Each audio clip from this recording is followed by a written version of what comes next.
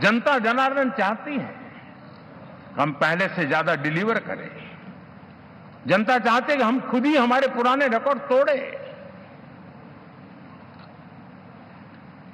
और मैं साथियों एक तरफ एनडीए रखूं, दूसरी तरफ भारत के लोगों के सपने और संकल्पों को रखूं, तो मैं कहूंगा NDA, new India, develop India, aspirational India.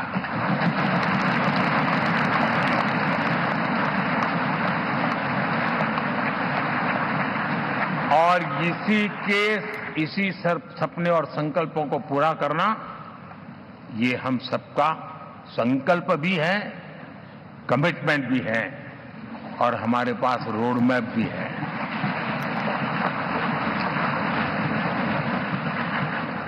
साथियों, एनडीए ने हमेशा करप्शन फ्री, रिफॉर्म ओरिएंटेड, स्थिर सरकार देश को दी है। जब जब हमें अवसर मिला हम लोगों ने काम किया है।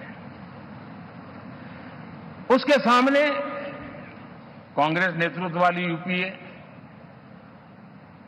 अब उन्होंने पुरानी अपनी छवि सुधारने के लिए नाम बदल दिया, लेकिन पहचान घोटालों की है। आए दिन घोटाले, यही पहचान रही है। और नाम बदलने के बावजूद भी देश उनके घोटालों को नहीं भुला है, उनको नकारा है।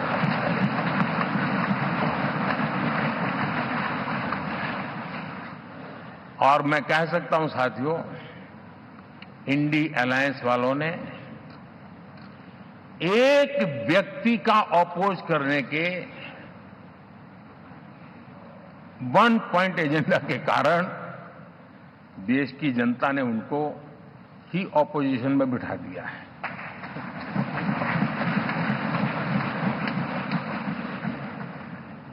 एनडीए विकसित भारत इस संकल्प को लेकर के चुनाव में गया था, देश के लिए सकारात्मक सोच को लेकर के गया था, देश की युवा शक्ति के सामर्थ्य को समझ करके नए अवसरों को लेकर के देश को आगे बढ़ने की बात लेकर के गया था। जबकि हमारे सामने जो लोग थे वो भ्रम फैलाना, झूठ फैलाना, यही गुमराह करने वाले काम यही करते रहे थे। अब एनडीए और उनका देखें, इवन नामांकन में जाएंगे तो भी आपको देखेगा उनका चुनाव प्रचार, उनका नामांकन, हम लोगों का एक एक दृश्य देख लीजिए और उनका एक एक दृश्य देखिए, कितना बड़ा अंतर है। हर चीज में उनका कैरेक्टर दिखाई देता है। और क्या रहा, फोटो ऑप के लिए तो उन्होंने अलायंस घोषित कर दिया है, लेकिन कितने ही राज्यों में वो आपस में लड़ते रहे हैं, चुनावी जंग में एक दूसरे की पीठ में छुरा भोंकते रहे हैं। कभी उन्होंने कहा कि ये तो हमारा वैचारिक अलायंस है, वो विचार लेवल पर ठीक है, बाकी नीचे तो हमारा अपना हम तैयार करेंगे। और अब फिर उन्होंने कहा कि भाई हम तो सीट के आधार पर अलायंस करेंगे, टोटल न भी करें, ये भी खेल खेला। और अभी तो चुनाव पूरा शुरू कर दिया कि ये तो हमारा अलायंस लोकसभा के चुनाव के लिए ही था, बाद में नहीं है, ये भी शुरू कर दिया। यानी मैंने बहुत पहले कहा था कि आप देख लेना 4 जून के बाद बिखराव शुरू हो जाएगा, और वो शुरू हो चुका है। इसका मतलब ये हुआ कि वो सिर्फ और सिर्फ सत्ता सुख के लिए एक दूसरे का साथ देने की कोशिश करते थे, लेकिन उनमें उनका अगर स्वार्थ निश्चित होता तो साथ देना, वरना नहीं देना, ये कैरेक्टर था। साथियों, ये लोग कितने ही बड़े झूठे बोलते रहे हैं। और आप देखिए, चुनाव के समय उन्होंने देश के सामान्य नागरिक को गुमराह करने के लिए जो पर्चियां बांटी कि ये देंगे और वो देंगे और टिकना देंगे, फलाना देंगे, 2 दिन से मैं देख रहा हूं कि कांग्रेस के दफ्तरों पर लोग कतार लगा के खड़े हैं कि पर्ची है, 1 लाख रुपया कहां है, लाओ भाई, मांग रहे हैं लोग। यानी आपने जनता जनार्दन की आंखों में कैसा उनको भ्रमित किया, कैसी आंख में धूल झोंक दी कि वो बेचारा सामान्य नागरिक ये मान के चलता था, हाँ भाई 4 जून के बाद रुपया मिल जाएगा, इसलिए वो जाके खड़ा रह गया। और अब उसको धक्का मारा जा रहा है, डंडे मारे जा रहे हैं, वहां से निकाला जा रहा है। अब इस प्रकार का चुनाव ये अपने आप में देश के गरीबों का अपमान है, हमारे देश के सामान्य नागरिकों का अपमान है। और कभी भी देश ऐसी हरकतों को न भूलता है, न ही कभी माफ किए बिना माफ कभी करता है।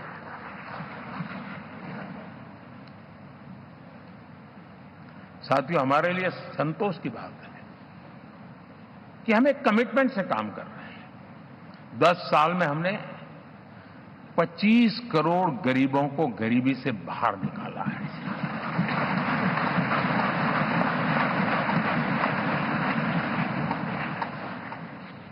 गरीब कल्याण का एक सुरक्षित मजबूत कवच दिया है हमने उसको, और उसके अंदर भी एक नए एस्पिरेशंस पैदा हुए हैं कि हां, अब मुझे गरीब नहीं रहना है, और उसके लिए मुझसे जो हो सके मैं हर अवसर का फायदा उठाऊंगा। 3 करोड़ गरीबों को घर, ये ऐसे कहने का आंकड़ा नहीं है जी, कितनी मेहनत पड़ती है मुझे मालूम है, लेकिन हम सफलतापूर्वक इसको कर पाए हैं। 4 करोड़ लोगों को दे चुके हैं, 3 करोड़ का हम संकल्प लेकर के आज से आगे बढ़ेंगे। यानी ये भी हिम्मत है कि 4 करोड़ देने के बाद जिन परिवारों का विस्तार हुआ है, जरूरत पड़ी है और राज्यों की भी उसमें इच्छा है, 3 करोड़ नए घर बनाने का संकल्प। 70 वर्ष की आयु से ऊपर के व्यक्तियों को, नागरिकों को 5 लाख रुपए तक इलाज के लिए मुफ्त इलाज की व्यवस्था। मुद्रा योजना के तहत हमारे नौजवानों को कारोबार के लिए 20 लाख तक की उनकी बैंक से उनको लोन मिले, इसकी व्यवस्था। ये मैं समझता हूं कि वायदा हमारे तीसरे कार्यकाल की गारंटियां, सब मैं अभी बताता नहीं हूं, लेकिन इन गारंटियों के प्रति हम कमिटेड हैं और उसे पूर्ण करने के लिए हम कोई कमी नहीं रखेंगे। साथियों, गरीब का सशक्तिकरण और मिडिल क्लास को सुविधा, ये हमारी प्राथमिकता है, क्योंकि मध्यम वर्ग अब इस देश का एक बहुत बड़ा चालक बल है। भारत की ग्रोथ स्टोरी में ये ऐसे ऐसे नए फोर्सेस मैं देख रहा हूं जो हमारी बहुत बड़ी शक्ति बनने वाले हैं, और इसलिए हम उस पर भी उतना ही, और मिडिल क्लास की बचत कैसे बढ़े, सेविंग कैसे बने, उसके लिए, उसकी क्वालिटी ऑफ लाइफ के लिए हम क्या कर सकते हैं, हमारी योजनाओं का विस्तार कैसे किया जाए, हमारे नीति नियमों में बदलाव कैसे किया जाए, उस पर भी हम आने वाले दिनों में काम चाहते हैं।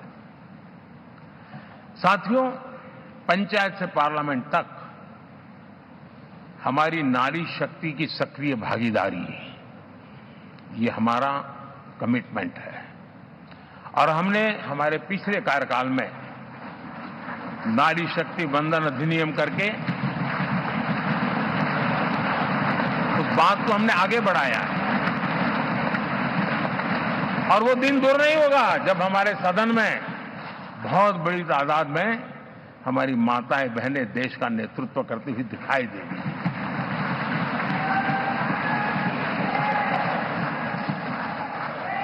इस पूरे चुनाव में हम सबसे ज्यादा महिला उम्मीदवारों को टिकट देने वाली पार्टी रहे हैं, ये हमारा कमिटमेंट है। हमारी महिला सांसदों को जो आशीर्वाद देश की जनता ने दिया है, मैं इसके लिए विशेष रूप से उनका आभार व्यक्त करता हूं। और साथियों, आपने देखा होगा G20 समिट में दुनिया के सामने एक विषय लेकर के हम बड़े आग्रह से गए हैं, और वो है empowerment of women, development of women. इन सारी बातों को तो हम परिचित हैं। हमने एक नया शिफ्ट किया है और हम G20 समिट से भी इसको आगे बढ़ा रहे हैं, विमेन लेड डेवलपमेंट।